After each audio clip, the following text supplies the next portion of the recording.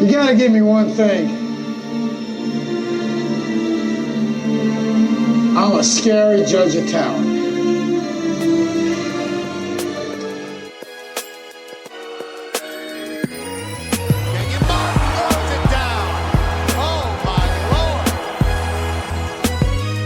Adolphus Washington back-to-back plays. The Detroit Pistons select Luke Kennard from Duke University. Welcome, everybody. Another episode of the Triple Double Podcast, the much-awaited episode. We had to jump through some hoops to get this guy on here. We got Jason Morrow as the producer. He's always here. I'm always here. Today's guest, Chris Shumate. Shu, what's going on? What's up, Corey? How you doing, buddy? I'm happy to be here, man. We had to really roll out the red carpet to get you signed on this thing. Well, I appreciate you hanging in there with me, buddy. Absolutely. Chris Shumate, 12 years of experience at the Division I level on staffs at University of Cincinnati, Southern Miss, Tennessee, Western Kentucky, and Northern Kentucky.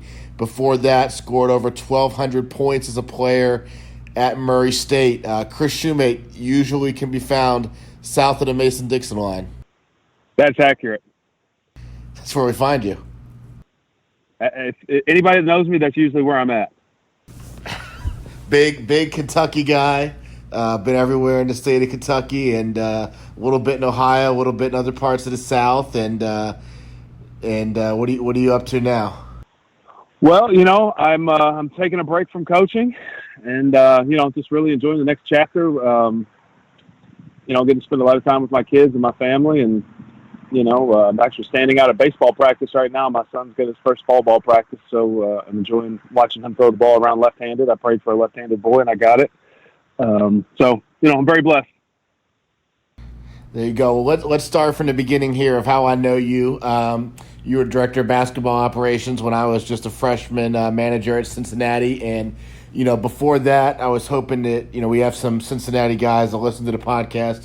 You played on the very first team that Mick Cronin was the head coach for at Murray State, and you were the sharpshooter on that team. So give us a little bit of insight into the young Mick and your last days playing into college level.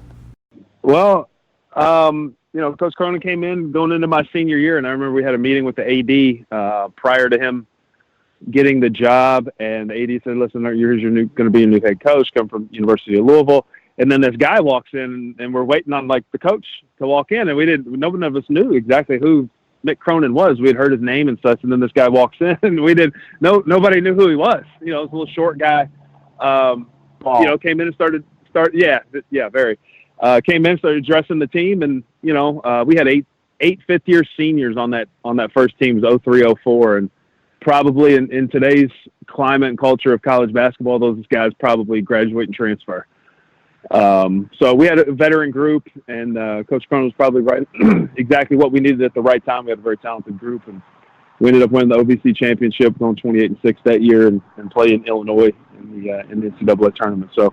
For me personally, it was a heck of a way to go out in college basketball, play your last game in Nationwide Arena in Columbus against a really good Illinois team. Had a lot of pros, and to conclude your career on a 28-win team, it was very special. Young Mick was he as wild as he is now? Wilder, yes. Wilder. Yes, I'm not at liberty to discuss some of the things I've seen, but yes, Wilder. Yeah, I heard one complaint of young Cronin was that Murray, Kentucky, you had like a McDonald's and you had a Quiznos and nothing else. He said he got real sick of Quiznos. Well, there was an Applebee's as well. Applebee's, it might have been that. But yeah, he was a wild man. 20 hours a week was optional. The NCAA rules say you get 20 hours to do basketball. I think we probably eclipsed that by Wednesday each week. But we put a lot of time in, and it really paid off, obviously. Right. Well, beyond that, I know you played a little pro ball. You played a little pro-am ball in the city of Louisville. So I know you want to talk about the one play you had. Are you talking about the pro-am? The pro-am, yep. Yeah. So that was just one of those summer league deals. A lot of guys from the city play, and ball was tipped up in the air and came right to me. A guy running down the court, throw it up. He went and got it. I think you saw it, didn't you? I've seen the video of the pass. Yep. From much to your wife's disdain, I think we were at your house or something, and you showed everybody. You went and got the laptop and showed everybody there the pass. Yeah, I don't think you can find it online anymore, but there for a while you could. Those were the days. I mean, you were the 15-foot layups. I mean, Chris Shumate, the elite shooter, out there in the pro-ams, and then you. Yeah, and I like the deep ball. And then you made your transition into coaching. So just talk about getting into coaching at UC. You know what? I played 2 years after college. Obviously, I knew I wanted to go into coaching, and you go from playing and scoring baskets to washing uniforms and doing the dirty work. And it was tough, but I knew that's what I wanted to get into at the time. And I was fortunate enough to have an opportunity to do that at the University of Cincinnati. Well, you had to come in when things were at a low in Cincinnati. We had Larry Davis on the podcast. We've had Kashmir Wright on the podcast. We've had some people who've talked about Cincinnati. That's certainly been a common topic on this show. But you came in when they were at the lowest of the low. They had to do more with less in terms of talent level of player, in terms of a crazy player or two having to be in the Big East, and you really had to be in the middle of everything in terms of you were the guy that had to check classes to make sure guys were going. You had to help with the travel arrangements. I mean, literally everything. Yeah, I mean, really, my first several years had a lot to do with everything but basketball.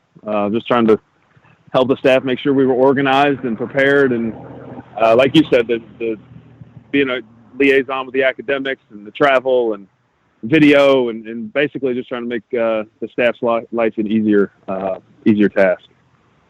I mean, what I've always talked to guys about in terms of guys who come from an operations background is that, you being so young at that time, you had such a close relationship with the players and that you're similar in age. And then when it comes time to be an assistant coach, that helps in recruiting, and that, you still have a connection with the guys that you developed operationally that's going to help you when you're meeting guys on the first time on the road for recruiting. Yeah. It's a good opportunity to really get your feet wet in the business, and you're paying your dues. And those guys that do those jobs, I did it for a long time. It's the ultimate grinder's job, and it's what weeds out guys that stay in it or don't. And I learned a lot from being able to have that opportunity.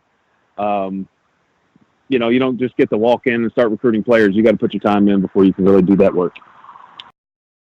Well, I wouldn't be, I would be wasting an opportunity if I didn't have you tell the all-time Corey Albertson story from Bearcat basketball practice. The CTM story? Go ahead. The full truth version of the story? The whole version. I know your version versus my version. The whole version. So you stop me if I'm wrong at any point, okay? Oh, absolutely. We're in practice, and you're kind of playing like the token. Was it a 1-3-1 defense? Well, I think we had more than 5 guys. Yeah. So there was guys flying around and playing against the top 7 guys on the team, right? And a certain player, which I won't mention his name, drives the ball to the baseline, and a 19-year-old Corey Albertson comes completely out of nowhere to block this highly recruited player's shot. And anybody's been in the practice facility, the wall's probably 15 feet away, blocks it into the wall. And young Mick Cronin blows the whistle. He says, hold up, with a few other words. He goes, how are we going to win any games when one of our best players is getting his shot blocked by Corey, the manager? So everybody kind of, chuckled and thought that was pretty funny. And then, so that's where the name Corey, the manager came from. So obviously in my phone, you're still CTM. CTM. Yeah. So there are some people that tell that story that there was another person who was much taller who was gonna block the shot, and there was a double clutch, and that's how I blocked it. But regardless, my stats have 1 block. You went up high, All right, you got two hands on it, blocked it into the wall. That's what I saw. I was there. I've got a lot of problems. Absolutely. My vision is not one of them. There you go. There you go. Well, speaking of that managerial staff, man, you had a lot of wild guys on that staff. Yeah. Drew Seidenberger, the Chiefs, Nick Van Zyl. Yeah, a lot of guys that knew a lot. Just ask them. Absolutely. So, what I also wanted to talk about is we've had a few people mention this on the podcast, but I feel like nobody can talk more about it than you. And because you had to live with the guy for a week at a time, and that is the legend of Tom Cerencioni, aka Tootie. So he came to our camp, Mick Cronin basketball camp, and just give everybody. We've gone over it before, but you've got the first-hand experience. Talk about who Tootie is. Tootie's just a basketball lifer that grew up with Sonny Vaccaro and is a childhood friend of Sonny Vaccaro. Is grassroots guy and kind of a godfather of college basketball. And Tootie's one of those guys. And correct me if I'm wrong. If you're not in coaching unless you know who Tootie is, or you haven't spent some time with him, whether it be at a camp or at the Final Four or a basketball event. So we had the opportunity to go to P.F. Chang's with him, which he called the J.P. Chongs. J.P. Chongs. Highlighted by him asking the waitress, when will Victoria tell her secret? Yeah, that is true. I heard that. I did. Meanwhile, banging on the table and everyone in Rookwood looking at us. Absolutely. So in his travels, besides running the shooting stations, Tootie's other habit, his other pastime, was developing what was called the Weird, Strange, and Different list. What was that? Well, I think he put me on there. You're on there. You're on there. Yeah, I know. I am. I guess the guy that spends 12 weeks of summer going around to all the basketball camps and gets to know everybody. He knows who's weird and who's normal and who's not. So I think the guy that probably he always would put at the top of the list, and again, correct me if I'm wrong, was George Karl. Oh, strange. Another guy who's not in it anymore. What was the guy's name? He was the coach of Arizona at the time, and then he went to USC, maybe. Arizona. Curly hair. Oh, Kevin O'Neill. Strange. Yes, very, very. I don't know the guy. Just going by what Tootie says, and he would know better than I. But yeah, he was on the list. The real thing with Tootie in terms of the strange, weird, different list, there's a special part of the list reserved for Rick Pitino, who one time did not pay Tootie's check for camp, and Reckless Rick, he's still looking for him. Tootie's still looking for him. I think that's an accurate story. I've heard a lot of different versions of that, but it always goes back to Reckless Rick did not pay him his $500. One of the things I always talk about with Tootie, my buddy Chaz always asked me, said, when you had to pick him up from the airport, I said, did you ever have to take him to church? I said, yeah, I had to take him to church. So all week, Monday through Saturday, Tootie, every 5 minutes is telling you, I need you to take me to church Sunday. I need you to take me to church Sunday. I need you to take me to church Sunday. We take him to 8 a.m. Mass. We go in there at 7:58. Tootie kneels, does the sign of the cross, and he goes, okay, and we left. We were back in the car by 8:01. That's you'd have to know Tootie to appreciate it, but yeah, that sounds about accurate. Back there by 8:01. So, well, then after the UC camp and all that goes with that, you moved on to doing some assistant coaching things. I know you wanted to talk about some of the spots you've been to and became known as the recruiter, Chris Shumate, aka Midnight Shoe. I don't know about all that. I'm probably more comfortable in a public forum discussing politics and religion than recruiting. But I recruited a few players. So what were some of the standout stops you had just as at the different programs? I mean, what did you learn at the different places you coached at?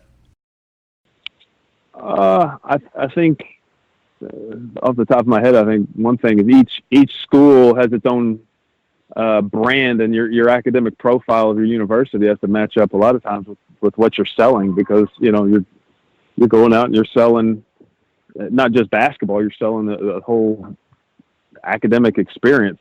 You know, you can only play basketball for 3-4 hours a day. You got the other 20 to 21 hours that the kid's got to be happy.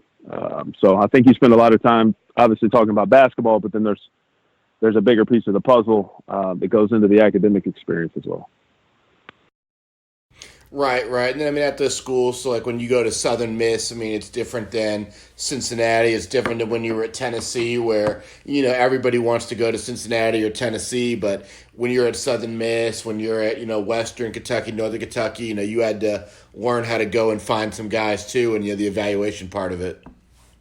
Yeah, you know, you got to turn over some stones. And one thing that's interesting about recruiting is there's only X amount of 5 stars and 4 stars, and a lot of times you got to, unless you're at one of those blue bloods, you got to turn over some stones and outwork other people in recruiting or out-evaluate them. And I think I've been in some places that we're very good at one or the other, or even a couple places that we're really good at both. And that's how you find those real diamonds in the rough. And usually, you know, a lot of times the team with the best players doesn't always win. It obviously helps. But it's the combination and the mix of the players is what really makes a team special. You still trying to find the second best shooter in the gym? I haven't found it. If you see him, let me know, please. Talk about this. Greater Cincinnati area, top 5 shooters. Gosh, you could have warned me with that question. I don't. No, I had to save it. Chris Shumate.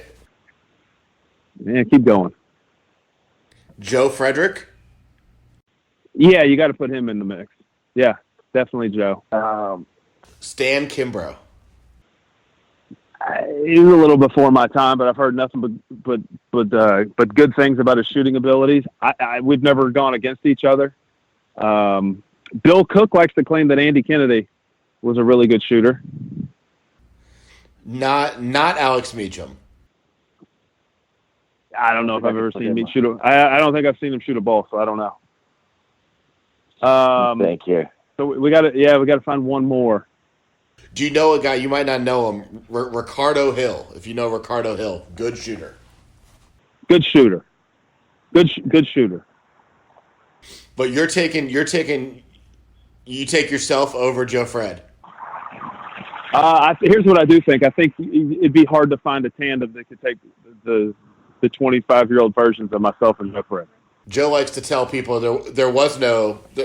I don't know if you guys 2-on-2, no one's going to pass the ball. But you know, when Joe played high school basketball, there was no 3-point line. I was lucky to have the 3-point line. It bailed me out because I wasn't a very good finisher around contact. 25-year-old Chris Shumate, 25-year-old Joe Frederick, you're going to have some long hair. Well, he still got it. I don't. God, what happened, man? I'm going through the same thing. You can circle it back. College basketball happened. A lot of sleepless nights and recruiting, and you know, a couple of years ago, I turned on the TV. I was watching some film and noticed, you know, I was getting a little thin up top. So I said, you know what, let's get rid of this thing. Mine was going out with a couple guys that work for me, and they wanted to shoot guns, and we went to the gun range, and they were filming me shooting, and I looked at the film, and I was like, Jesus Christ, what is going on in the back of my head?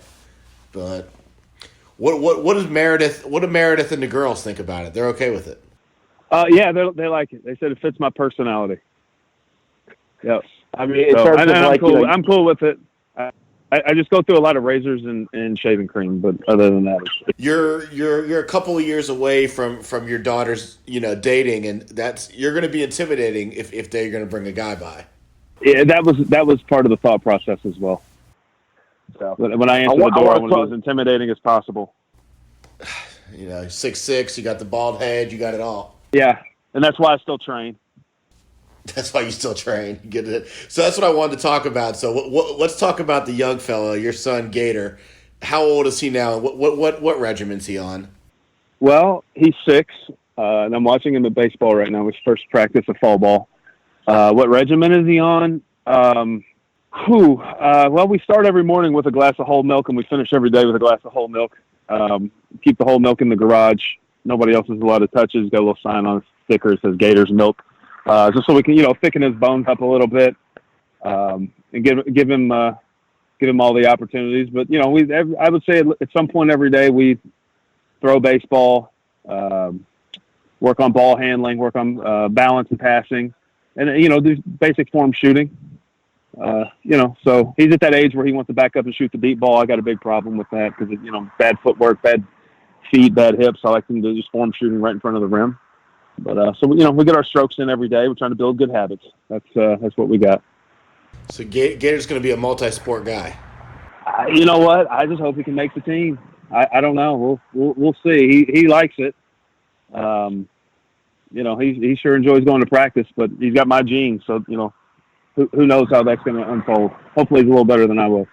Oh my Lord! Nothing beats the story that I like to tell people of former Cincinnati strength coach Dave Andrews when he first had his kid and his kid started to crawl, taking the toy and putting the toy at the top of the stairs, so the kid had to crawl up the stairs.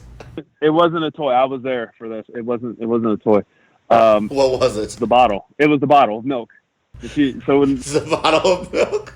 It was little Ella when she was, and Ella's probably 11 now. But Dave and I started in the business about the same time and had kids about the same time. But when Ella would get hungry, he'd put the bottle of milk at the top of the steps, so she'd climb the steps, work on her agility.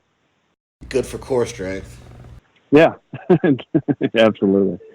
So I reached out to Dave to try and get him on an episode of the podcast just to talk about like strength conditioning for basketball and the day-to-day that goes into like strength in college basketball, and haven't heard back from him yet, but I really want to get him on there, and if we could get him on the right subjects, I mean, he would just be an animal to have on the podcast. Oh, that'd be great. He's one of the best in the business, man. He's one of the most genuine guys you'll ever meet. Does obviously a great job. Been a part of a lot of success on the football side. But, it was a lot of fun. We spent 5 or 6 years together at UC in our young days of, just kind of putting out fires all day, every day. And, absolutely good friends. We're good friends. Well, we got a few more minutes here. What else do you want to talk about? I don't know, Corey. This is your deal. You give me a topic and we'll go with it. I don't. Tell me about the adults to follow. Who are the guys to know in the current Louisville basketball scene? Oh my! Wow. I think you got to go with the Ellis Mileses, Dion Lees, Brandon Bender's around there. Mays Stallworth making a push. Mays is doing a really good job with his program. One of my college teammates, Tim Hayworth, is coaching at Mayo High School, where I played. So he's eyes and ears. Do you still have the Louisville Hood Pass? Yes, sir. Wherever you want to go, you're more than welcome. That's what they tell me. It's one of those things, you don't see it, you just feel it. You just feel it. I mean, a guy like Doug Davenport, if he's not with you, he can't go down there. I mean, his dad's an originator, so yeah, he'd be fine. Yeah, fair enough.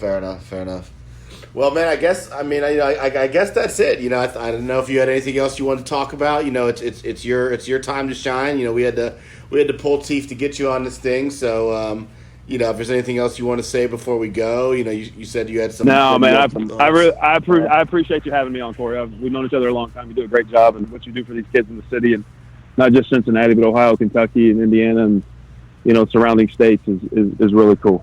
Very admirable. All right. Well, I appreciate it. Well, guys, that was Chris Shumate, veteran of several Division I basketball coaching staffs. For Jason Moore, I'm Corey Albertson, and you listen to the Triple Double Podcast.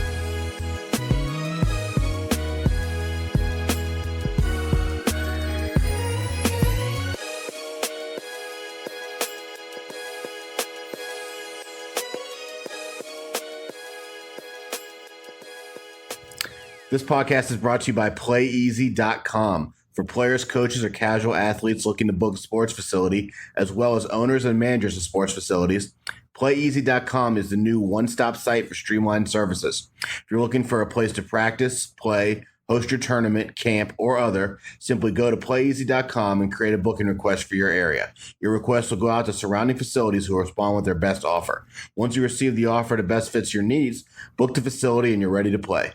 For facility owners and managers, PlayEasy puts the power in your hands to maximize the usage and visibility of your facility. Register your facility for free today at PlayEasy.com. PlayEasy.com is the booking site built by athletes, coaches, and facility managers, and is proud to help bring you the Triple Double Podcast. This podcast is also brought to you by Anago Cleaning Systems. Are you tired of struggling in a dead-end job? If so, Anago Cleaning Systems has what you're looking for, an opportunity to go into business for yourself, but not by yourself. With franchising opportunities available for as little as a $2,500 down payment, purchasing an Anago franchise has never been easier.